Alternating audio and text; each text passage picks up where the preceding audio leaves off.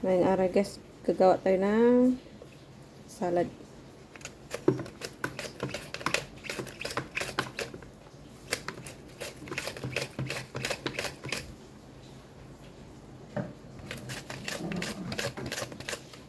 Tama na yan. Kalahati lang. Tapos, lagyan natin ng ito. Nagugas na tayo ng kamay. Yung gulay, nahugasan na rin. Yung salad.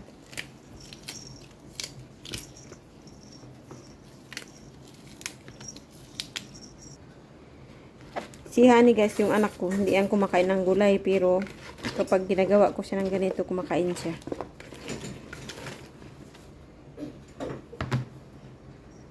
Ayan guys, tinan nyo. Binigyan tayo ni Bianan ng ano to yung parang ng mga chichirya ng mga Indiano.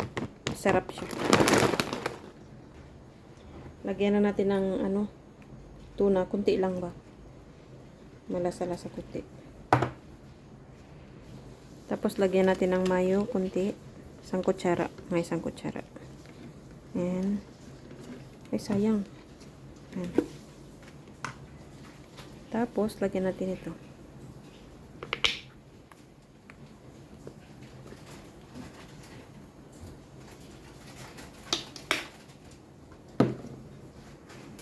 Halo-haloin na natin.